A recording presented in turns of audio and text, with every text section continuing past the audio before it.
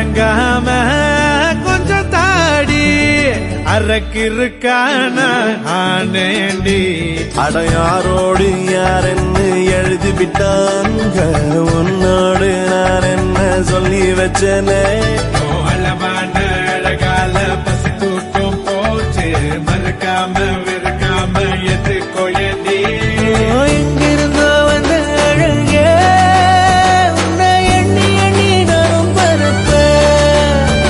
இனி உலகழகி இங்கே வந்தாலும் அவளை ஊற விட்டு ஓட சொல்லுவேன்.